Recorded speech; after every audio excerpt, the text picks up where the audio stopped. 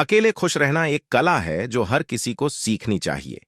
जीवन में हमेशा भीड़-भाड़ और शोर-शराबा होता है और इस भाग-दौड़ भरे जीवन में अकेले होना किसी के लिए चुनौतीपूर्ण हो सकता है।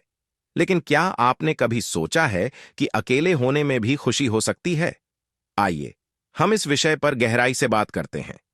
अकेले होने का मतलब यह नहीं होता कि आप उदास और तन्हा हों, बल्कि यह एक अवसर होता है अपने साथ के समय को समझने का। अकेले होकर आप खुद के साथ जुड़ सकते हैं, अपने अंदर की आवाज को सुन सकते हैं और अपनी सोच को व्यक्त कर सकते हैं। पहली बात तो यह कि अकेले होना आत्मसमर्पण का सबसे बड़ा माध्यम हो सकता है।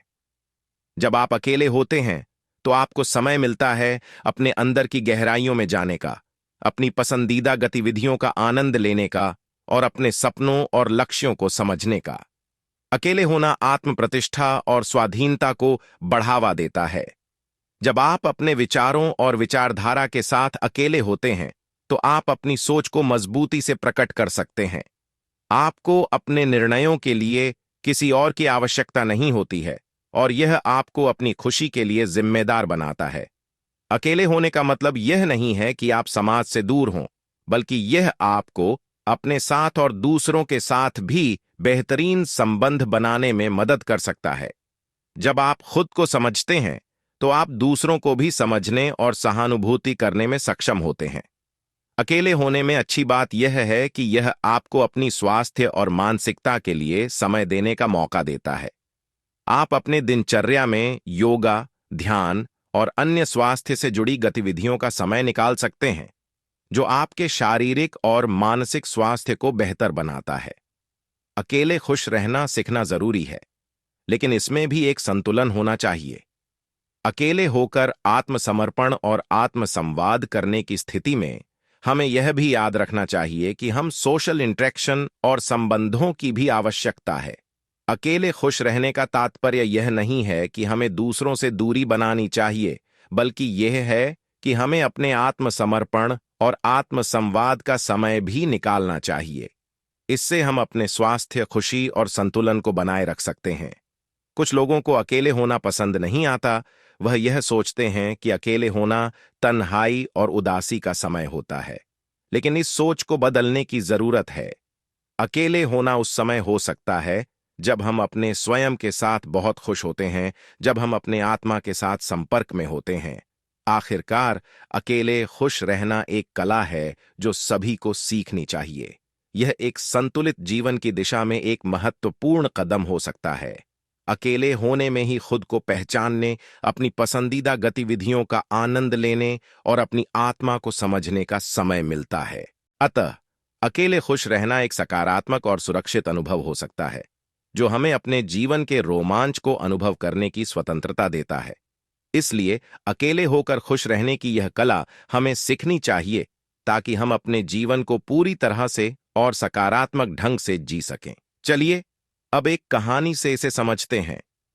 एक समय की बात है जब एक छात्र रवि बहुत उत्साहित था अपने जीवन में नए ज्ञान और अनुभव प्राप्त करने के लिए। वह एक बौद्ध गुरु स्वामी जी के पास गया। स्वामी जी एक बुद्धिमान और ध्यानी आदमी थे।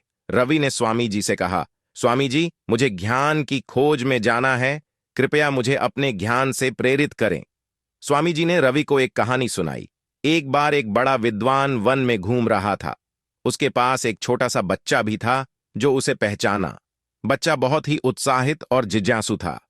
वह विद्वान से बार बार सवाल पूछता था। एक दिन विद्वान ने बच्चे को एक छोटा सा पुस्तक दी। पुस्तक में उसके सभी सवालों के जवाब थे। विद्वान ने कहा, जब तुम इस पुस्तक को पढ़ लोगे तो तुम्हारे सभी सवालों के उत्तर मिल जाएंगे। स्वामी जी ने रवि से कहा, रवि, जैसे उस बच्चे को पुस्तक मिली थी और उसने उससे अपने सवालों के उत्तर प्राप्त किए, वैसे ही तुम्हें भी अपने जीवन में कुछ ऐसा मिलेगा जो तुम्हारी जिज्ञासा को शांति देगा। रवि ने समझा कि स्वामी जी ने उसे सिखाना चाहा कि जीवन में हमें खोज, ज्ञान और अनुभव स्वयं करने की जरूरत होती है। स्वामी जी ने रवि को एक काम दिया। वह उसे एक दिन जंगल में जाने के लिए कहा। रवि को कोई भी सामान नहीं लेने को कहा गया। वह एक दिन जंगल में बिताने के बाद वापस लौटा। स्वामी जी ने पूछा, रवि, तुमने क्या जाना? रवि ने कहा, स्वामी जी, मैंने जंगल में जाकर अपने आप से और प्रकृति से बातें की। मैंने जंगल की सुंदरता को देखा और उससे सीखा कि जीवन में हमें हमारे आसपास की सुंदरता को समझना चाहिए। स्वामी जी ने मुस्कुराते हुए कहा, रवि, तुमने समझ लिया। हर चीज के पीछे कुछ सीखने की बात होती है। हमें जीवन के हर पल में कुछ नया सीखने की कोशिश करनी चाहिए। इस कहानी से रवि ने सीखा कि जीवन में हर चीज से हमें कुछ सीखने की क्षमता होनी चाहिए। अनुभवों से सीखने का महत्व है और हर पल में एक नया सीख मिलता है। स्वामी जी ने रवि को यह बात समझाई कि ज्ञान और अनुभव हर जगह मिलते हैं, हमें बस उन्हें समझने की चाहिए। चलिए, अब हम एक और कहानी से इसे ज्यादा समझते हैं। जब कोई दूसरे की मदद करता है तो वह बहुत बड़ा उपहार होता है। यही कुछ एक बोधगुरु, गुरुदेव और एक छात्र नील के बीच की कहानी थी। नील एक बहुत ही सच्चे और उत्साही छात्र था जो ज्ञान की तलाश में था। उसने गुरुदेव से कहा, गुरुदेव, मैं ज्ञान की खोज में हूं। कृपया मुझे अपने ज्ञान से प्रेरित करें। गुरुदेव ने नील को एक बड़ी सी दीवार दिखाई और कहा, नील, तुम्हें इस दीवार को पार करना है। नील ने चिंता की नजरों से दीवार देखा, पर उसकी सोच में अनेक सवाल थे। गुरुदेव, यह तो असंभव है। मैं इस दीवार को कैसे पार कर सकता हूं? नील ने पूछा। गुरुदेव ने मुस्कान से कहा, नील, तुम्हें इस दीवार को पार करने के लिए एक सीढ़ी बनानी होगी। नील ने दीवार के आसपास चलते हुए बड़ी बड़ी पत्थर ढूंढे और उन्हें एक साथ रखकर एक सीढ़ी बनाई। उसने दीवार को पार करके गुरुदेव के पास आते हुए कहा, गुरुदेव, मैंने दीवार को पार कर लिया।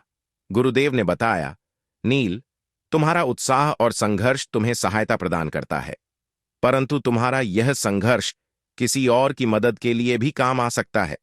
जैसे तुमने इस दीवार को पार किया, वैसे ही तुम दूसरों को भी सहायता प्रदान कर सकते हो।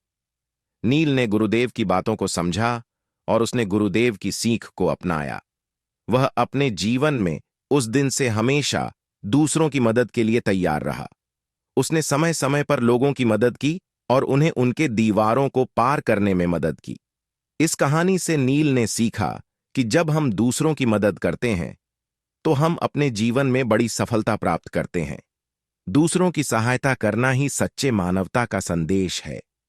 इस कहानी ने हमें सिखाया कि अकेले जीने का मतलब यह नहीं होता कि हम सिर्फ अपने आत्मा के संग रहें, बल्कि हमारी खुशियों को दूसरों के साथ बांटने में भी सुख छुपा होता है। जब हम दूसरों की मदद करते हैं तो हमारा संबंध और भी मजबूत होता है। अकेले खुश रहने की चुनौती से गुजरने के बाद भी हम जीवन को सहानुभूति, समर्थन और प्रेम से भर सकते हैं। संगठना, सहयोग और साझा करने की यही बात हमें अकेले खुश रहने के राज को समझाती है। इसलिए हम सभी को यही सीख लेनी चाहिए कि अकेले होकर भी हम दूसरों के साथ खुश और समृद्ध जी सकते हैं।